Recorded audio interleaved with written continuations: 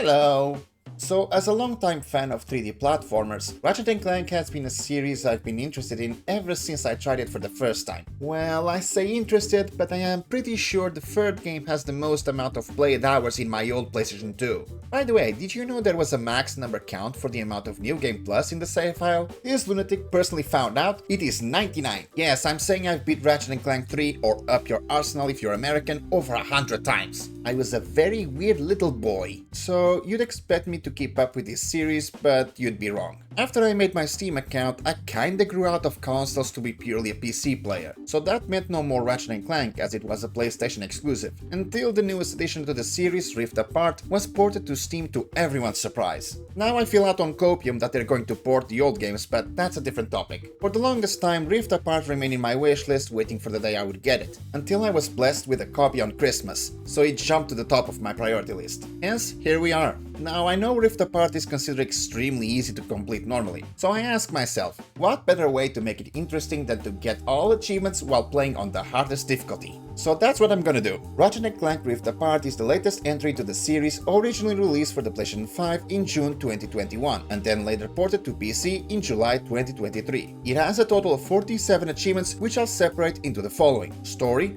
weapons, collectibles, and miscellaneous. In addition, even though I know I do not need it, I'll also upgrade all weapons to max level and complete a challenge mode playthrough still on the hardest difficulty. So let's begin. And like I said, we picked the highest option. Our game begins in this dystopian city full of robots, when a Lombax-shaped figure comes into frame and sneakily steals a tiny robot from another robot. Of course, they notice it is missing and start searching everywhere. A random citizen gets mistakenly chased, but our Lombax hero saves her and gives her her helmet, dragging the attention of the robots. We flash now to our protagonist Ratchet & Clank, with the former losing his mind with stage fright. The doors open and it's a huge celebration for the duo's achievements. Before we start moving, I mess around with the menus and find the armor menu. The ones that were added post-launch came already included with the PC port. While checking them, we unlock our first achievement, Does This Make My Tail Look Big?, for equipping a piece of armor in each slot. We then start the game proper, grab our trusty Omni Wrench and our first weapon, the burst pistol, to target practice on some balloons. Of course, it wouldn't be much of a game if something doesn't go wrong. Some goons for less start attacking the parade because someone put the bounty on us. We go through each section dealing with the goons, and then Clank has a present for us, the Dimensionator, a device that can open portals to other dimensions so Ratchet can search for his family. And here comes Dr. Nefarious with the intent of stealing the device. Who could have seen that coming? Please do tell me, Clank. Why did you not only reveal you restored such a dangerous gadget, but also brought it into public, you absolute pinhead?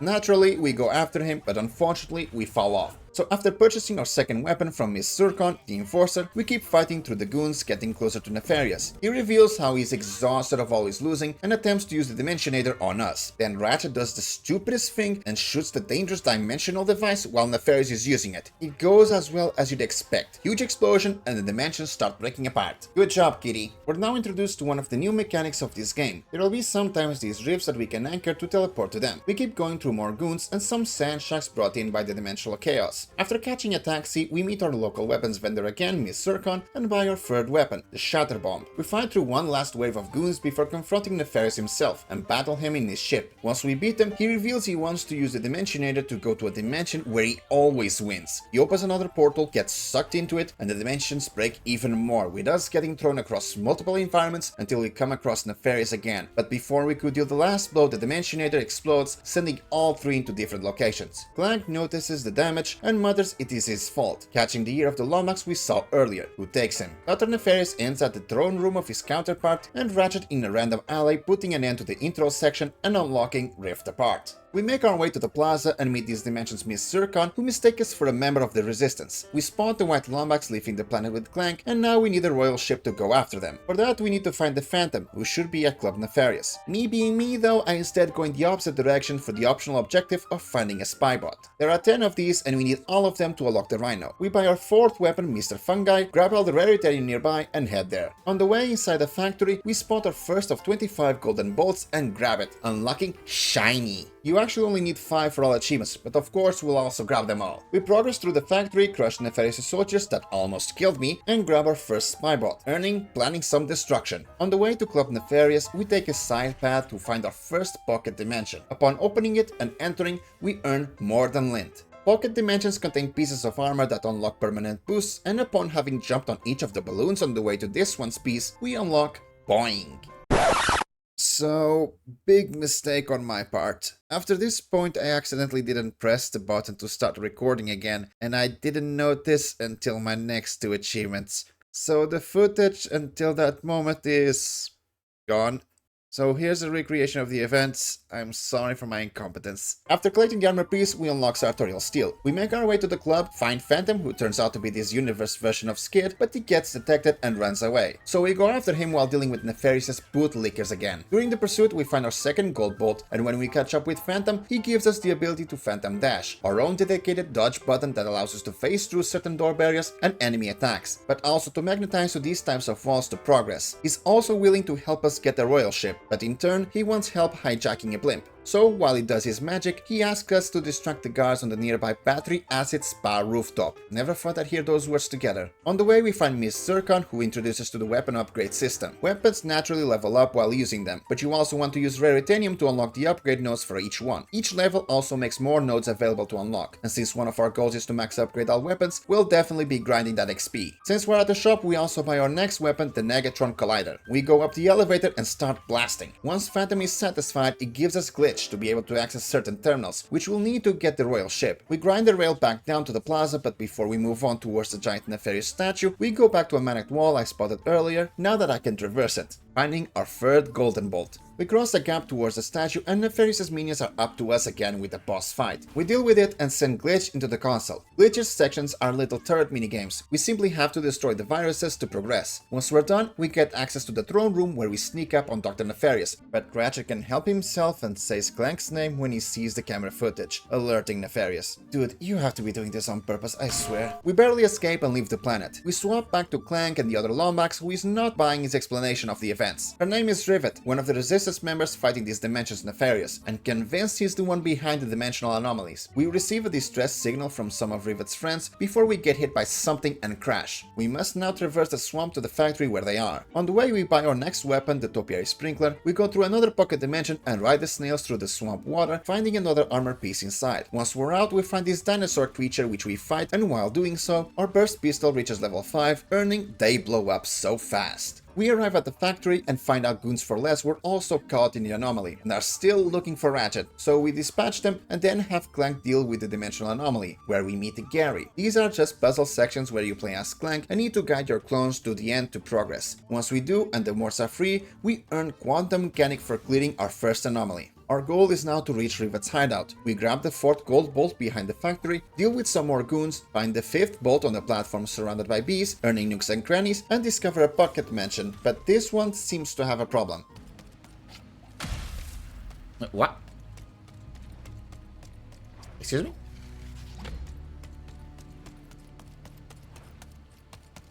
Can I? Okay.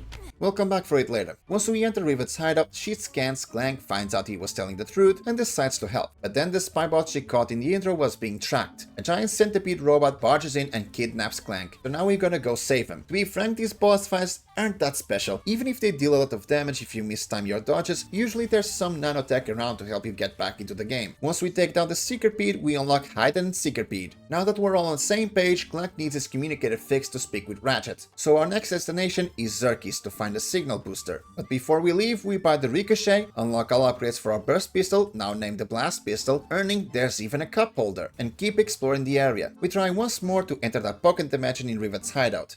Now, can I enter this one? Why?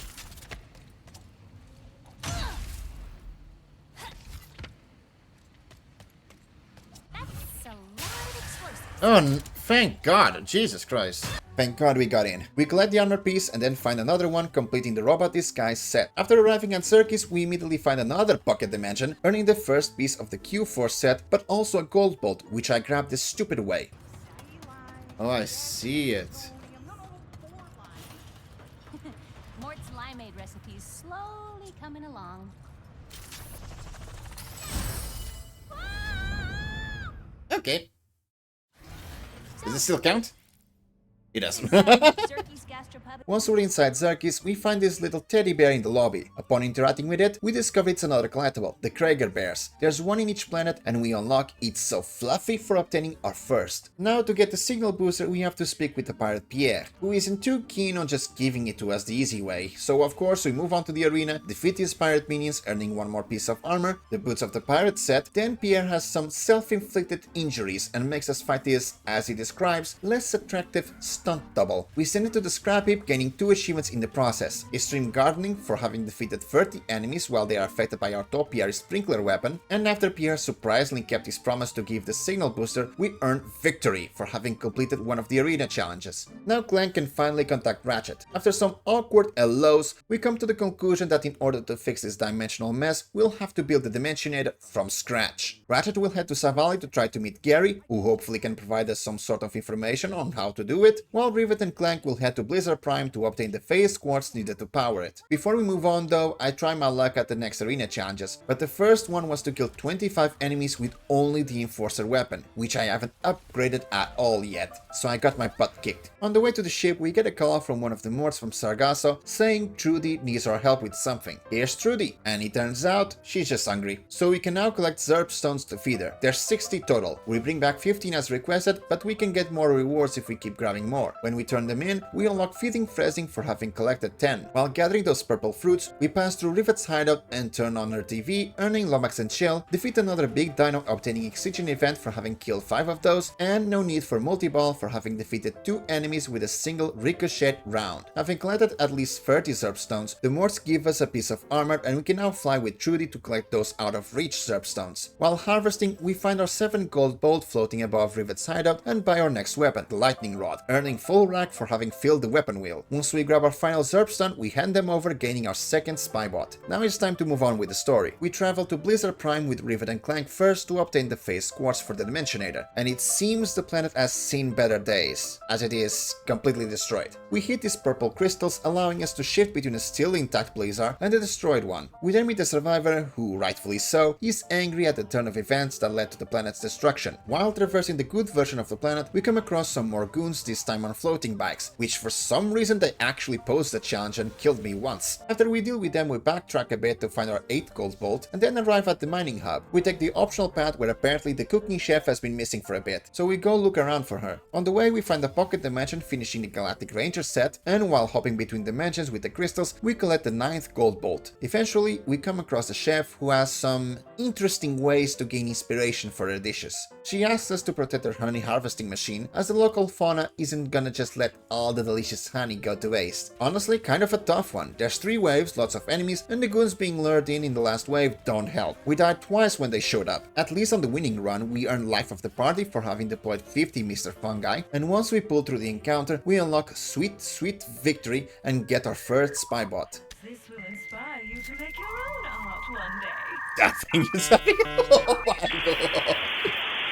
After returning to the hub, we buy the drill hound and find our 10th gold bolt before moving on with our mission. Coming across the chief engineer, she's been hearing voices recently and won't allow the drill to turn on to harvest the phase quartz until she figures out what is going on. So in order to speed up the process, we go look for her bots. We obtain the Q first boots on a nearby platform, find the first bot on a collapsing cave, find the second running away from some goons, and the third on a platform that we have to use some crystals to reach. Once we return to the engineer with them, enemies start flooding in through portals, so we have to protect her now. Once we do, she can start decoding them and gives us permission to use the drill. But of course, a dimensional anomaly is now blocking one of the drill tubes. So we deal with another Clank puzzle section and witness an amusing sight at the end.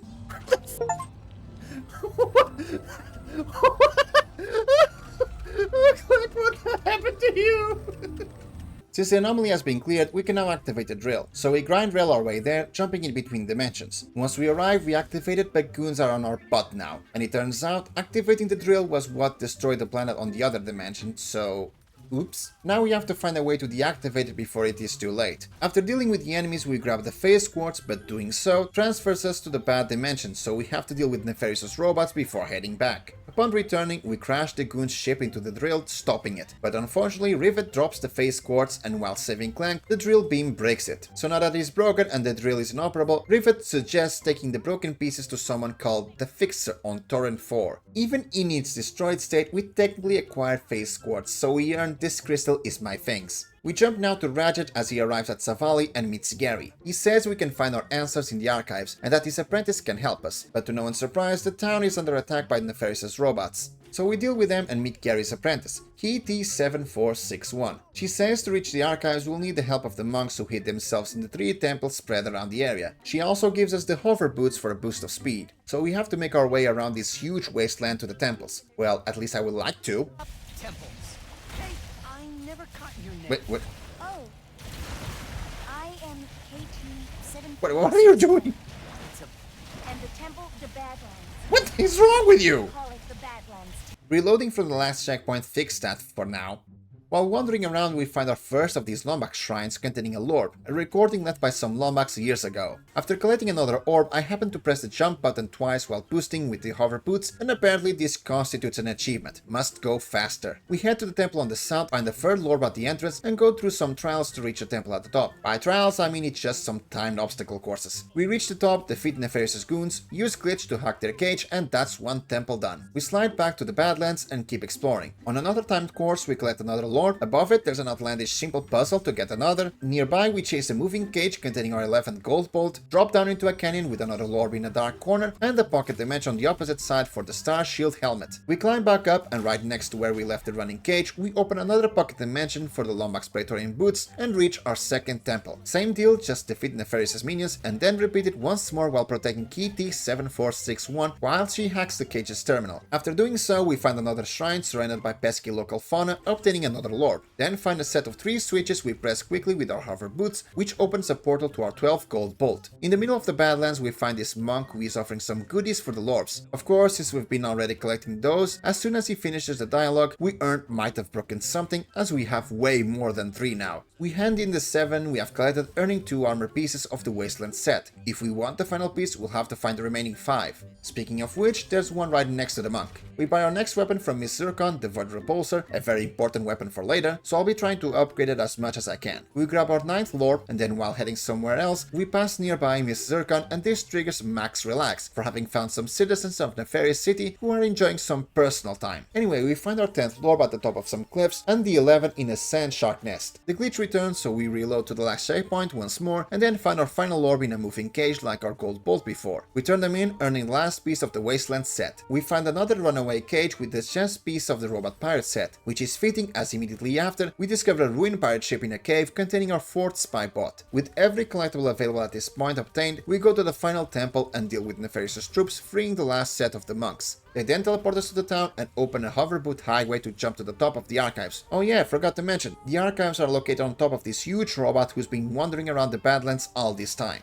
Once we land on top of it, we unlock Don't You Walk Away From Me. We kick the usual suspects out, and then have to deal with a double boss fight against 2 robot commanders. We turn them into scrap metal and enter the archives. KT-7461 confirms the dimensional map is secure, which isn't an important item you should keep with you for later. She also confirms the Dimensionator can be built, but only in the forge located in one of the highest security stations controlled by Emperor Nefarious. Can never be simple, can it? Speaking of being simple, KT-7461 decides on the name Kit, and what a kit she has, she almost blows Ratchet to pieces too! Friendly Fire is on! Turns out Kit was originally a warbot made by Emperor Nefarious. Once while on patrol, she severely injured a resistance member, and since then she has been on this planet to protect others from her. Ratchet rolls a nat 20 on Charisma though and convinces her to come along. At this point I've been upgrading my weapons including the Enforcer, so we return to the arena's rivet and complete the remaining 3 challenges in the Bronze Cup. First one was the aforementioned killing 25 enemies with the Enforcer. For the second we have to complete a timed course with the snails, which gave us our 13th gold bolt, and the last one was a boss fight against a Dino Skeleton, which gave us the boots of the Carbonox Advanced set. With the other cups remaining locked for now, we stay with Rivet and head to Torrent 4 to meet the Fixer. Shortly after arriving, we find another Krager Bear and meet one of the locals who says that Fixer lives here, but unfortunately after being asked to help with some recent pirate raids, he kinda broke. And we're not done with the butts. The pad to him was also destroyed during the raids, so we'll need a hurl shot gadget, and so it happens the guy saw one in the smelting pits. So we rail grind our way there, and while on it, we spot a rift which we slingshot to, grabbing our 14th gold bolt. Once we find the hurl shot, Pierre appears with a pirate raid.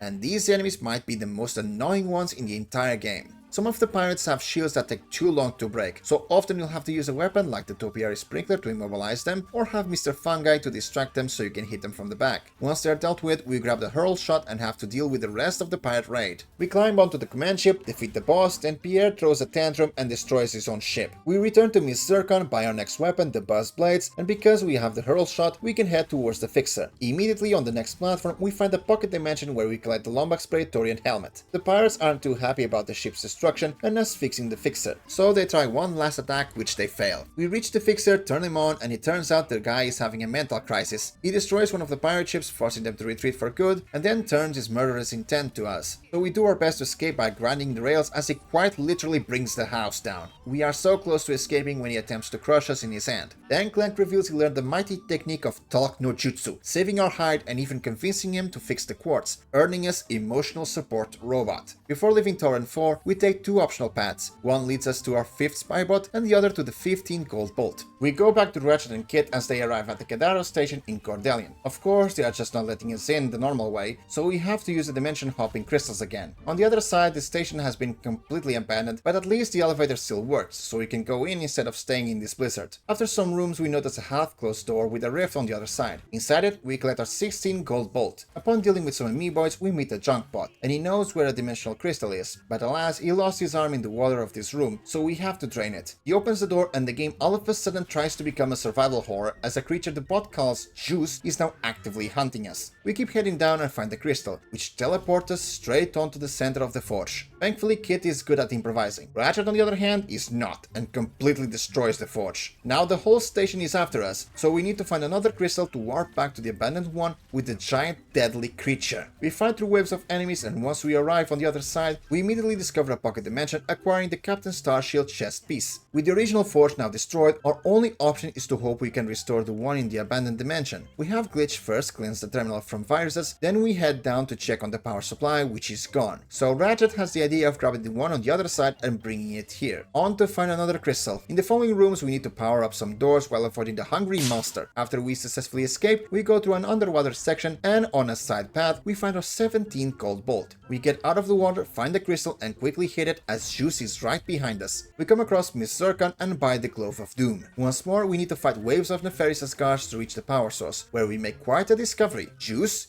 is the power source. We free him, and thank God this one is actually helping us on this side. After all the enemies are gone, he wants us to come with us to the alternate dimension. With both Juices now meeting, as thanks they help power up the forge on this side, and we are able to finally make the Dimensionator, earning It's Loose. On the way out, we hit one more crystal, unlocking Shifty Character, for having hit every crystal in Blizzard Prime and Cordelian. Then we make a big jump towards the 18 gold bolt, and finally we warp back to the forge to find our 6th spybot. With both the Phase Quartz and the Dimensionator obtained, we return to Xerxes, where Ratchet and Rivet finally meet face to face, and it is as awkward as it goes. Anyway, with both objectives completed, we can start fixing this mess, and Nefarious is here. Of course, it takes both the Dimensionator and the Quartz and starts monologuing. We manage to catch them off guard, and Rivet is now fighting Nefarious. After giving him the beating of his life for the 4th time, I think, Emperor Nefarious makes his debut. Having defeated all but 2 members of the Resistance, he is here to finish the job. Rivet and Kit head to Sargasso to stop the Emperor's forces, and Ratchet and Clank head to Ardolis to find Pierre, who will help us locate the other remaining Resistance member, Quantum. Before heading out, we dealt with some Silver Cup arena challenges, but we only managed to beat the first. At least we managed to get one achievement, just stay down for having defeated 30 ejected Nefarious trooper heads. On the way out, since we have enough money, we buy the next weapon, the Warmonger, which is used in one of the arena challenges, so it can use some upgrades. We head to Sargasso first as Rivet, and it's a full-on invasion. We deal with the robots attacking the Morts, and they reveal they managed to salvage the secret pit we defeated earlier, and we're about to use it, but it got stuck in a dimensional anomaly. So we head there, passing through waves of Nefarious robot goons and another boss, then have Kit solve the puzzles to clear the anomaly. With the secret pit now operational, we make our way to one of the enemy ships, clear it out, and blow out the power source. Trudy then makes her appearance, and we ride her to battle. The ships activate their destructo beams heading for the planet's core, meaning the planet will be gone in a couple of minutes. We shoot down one of the ships, but the others raise their shields, so the Morts provide us with some bombs we can throw at them, wiping them out. Once all ships are down, we stop the invasion, but the Emperor has one last surprise for us and drops us into a pocket dimension. Thankfully, Rivet knows how to get out without our help and reveals how she lost her arm on the way out. Once we cross back, we earn Return to Sender. Swapping to Ratchet and Clank as we approach Ardolis, we receive an announcement of Pierre's execution. Apparently, the pirate's code states to never blow up your own ship, so So of course we have to hurry up and save the buffoon. We find through hordes of pirates, but then we find a pocket dimension. Pierre can wait one more minute or two. We grab the Captain's Starshield boots, but due to my curious check every corner attitude, we die on the way out, which would become something that would bite me in the future. We reach Pierre, who is about to be eaten by a kraken, and defeat the incoming pirates. Once we release him, he is way more than happy to tell us how to find Captain Quantum, by completing the pirate trials. Before we head there, we buy the Cold Snap weapon. We arrive by Snail Express, and it is a pirate theme park. The first trial is a memory game to sing back some sea shanties, nothing difficult. The second trial would be a fight. The terror of Boku Bay. The destroyer of Moon 34B. The inspiration behind every midnight tale, every shape in the shadows, and all that be unholy in our fair galaxy. The one, the only, Snoojax!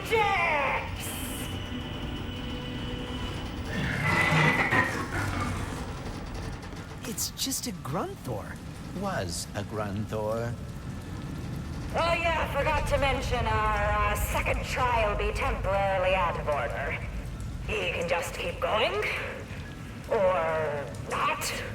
Well, if there were any questions if pirates would make good pet owners, here's your answer. At least we use Glitch to fix the feeder, although that's a bit too late. But hey, we get our 19 gold bolt. The third and final trial is a treasure hunt theater play. We kill some pirates and defeat one more boss. For finishing the trials, we are granted an audience with Captain Quantum and a new piece of armor to boot, the robot pirate helm, completing the set. Meeting with Captain Quantum, the reason the pirates have been eluding Nefarious for so long is because they have bugged him, so they can watch whatever he's doing. Quantum accidentally reveals he's not a robot, but actually this dimension's Quark. The pirates arrive and big misunderstandings happen, so now we have to escort Quantum out. In exchange, he'll give us the helm so we can spy on Nefarious. After lots of shooting and plunder, concluding with another boss duo, we ring a bell to attract the Kraken, eating one of the pirate ships, allowing us to escape. Unfortunately, Emperor Nefarious arrives with the Dimensionator and tries to send the entire ship into another dimension, but Quantum, inspired by Ratchet's speech about Quark, sacrifices himself so we can escape. When we get back to solid land, we unlock Rated R. Before leaving, we have some more collectibles to gather here. We first buy the Bombardier, then head back towards the opposite path of the pirate routes for the secondary objective of finding the pirate's treasure. And what a treasure! At the end, we obtain the Map-O-Matic, which reveals all the collectibles in the map now. Taking advantage of it, we return to the Snail Express and take a detour to collect the 20th gold bot, then do another one to a lone beach where we find the 7th spy bot. With all the collectibles obtained, I return to Savali hoping to find the last gold bot we were missing, but the Map-O-Matic isn't showing it yet. I hate to waste a trip, so I spent a couple of minutes grabbing the Raritanium I did miss.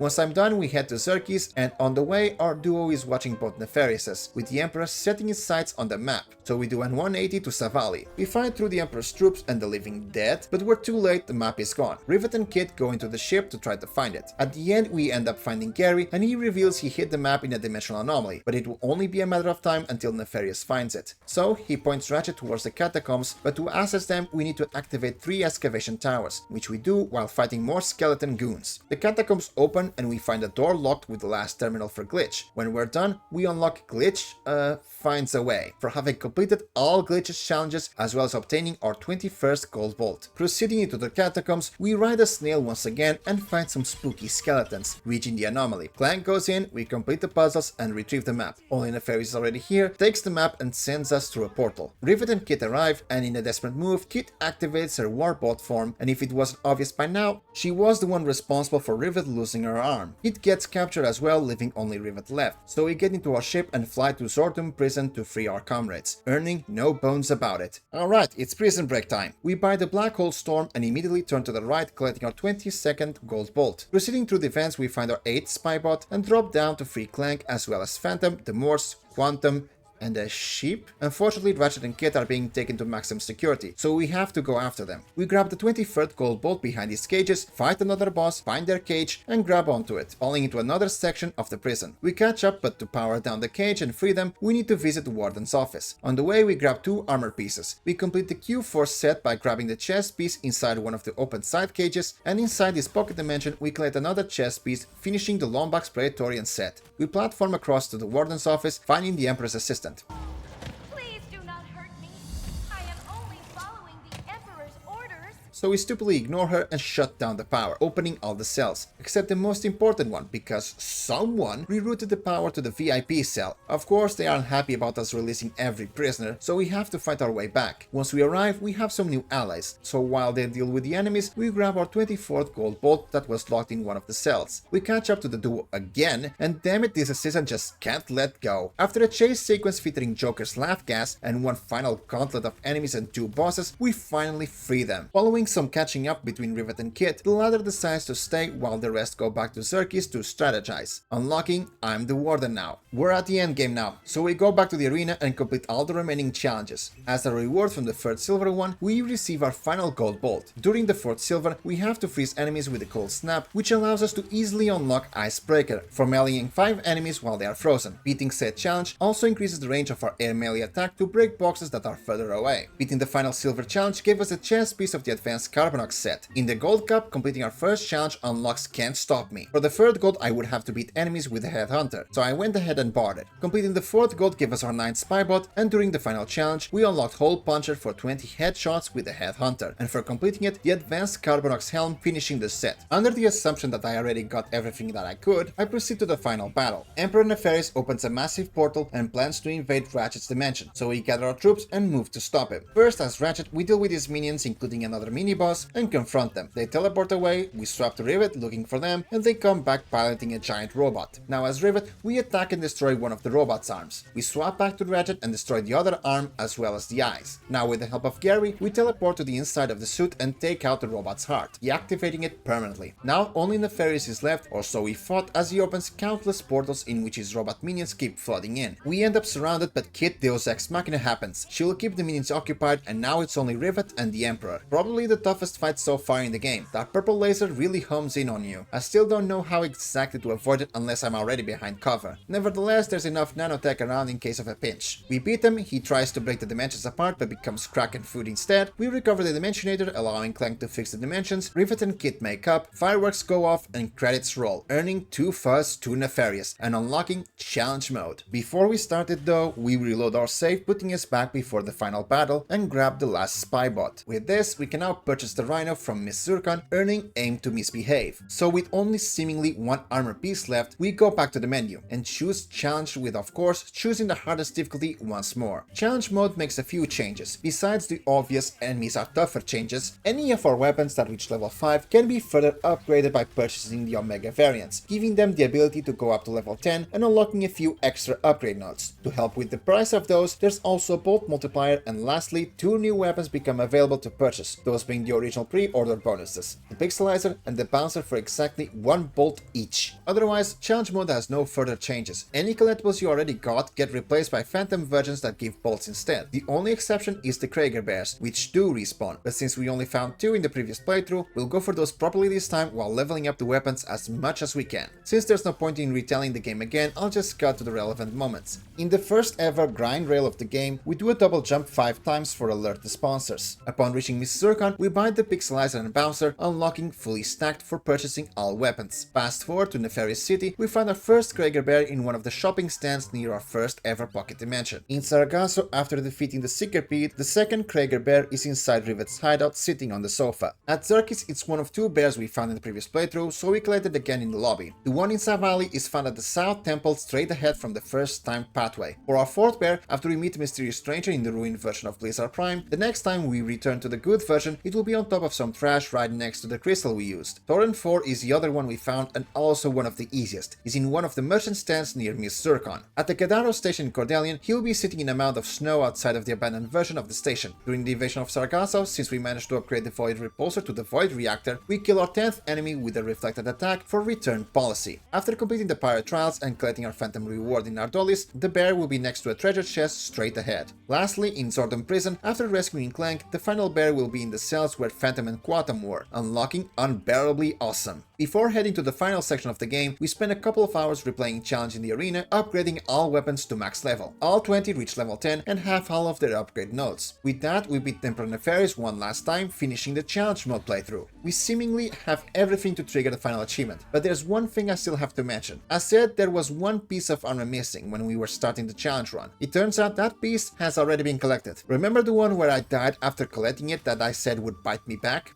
That's the one. Apparently, this bug has been around since the PlayStation 5 release, and because it didn't fix it, it came with the PC version too. In a nutshell, if you collect an armor and die before reaching an automatic save point, it is treated as collected but does not show up in the armor menu. And this continues even into challenge mode. The only way to fix it is to reload to one of the previous autosaves or one of your manual ones, assuming you even realize that. So by the point this nugget of knowledge was fed to me, it was already too late, and I am not going to do a completely new playthrough because of a stupid bug that should have been fixed almost 5 years ago. It has been collected, the end. So with that out of the way, the only thing missing to do is play any 3 songs in the Joe Paxat Circus, earning Hey Lombax DJ, and lastly, Masters of the Multiverse. Ratchet and Clank Rift Apart has been 100% completed. Stats time. Steam Hunter's average meeting completion is 18 hours and 39 minutes. All round playtime is at 25.9 hours. Difficulty, I'm going to put it at 2. This legit is one of the easiest Ratchet & Clank games I've ever played. Regardless of me playing on the hardest difficulty, you can just as easily get all the achievements in the easiest one. Plus, as an extra insult, if for some reason you still find it difficult, the gold bolts unlock 2 cheats to give infinite health and ammo. So yeah, I don't need to say more about it. At best, if you needed to beat the game on the hardest difficulty, I'd lift it to a 3, but it isn't, so 2. As for this game, I feel this is gonna be a hot take. While from a general perspective this is a good game, as someone who has played pretty much almost all previous main titles, Rift Apart feels, for lack of a better term, short. Yes, it is graphically beautiful when things aren't glitching out, but I don't know, I just feel like there's a strange lack of content unlike the previous games. No skill points to find, no post-game areas, no spaceship gameplay, no reason to return to old areas with gadgets you unlock later to find more secrets, and even worse, no Insomniac museum to take a peek at behind the scenes. Did Insomniac blow all the budget in the graphics department? If the intent was to make it the most accessible game in the series, they managed that, but they cut a lot of corners here that I don't think it is worth the 60 price tag. I'll settle for a play it, but I'll add a caveat of getting it during a sale. Thank you for watching. If you enjoyed this video, don't forget to hit like and subscribe. If you're interested in sharing your own completions, the Discord link for the achievement server I use, Twisted Wins, will be in the description. Well now, I'll be crossing my fingers that Sony will port the original games at some point. That will be an immediate purchase for me. For now, I'll see you next time. Bye!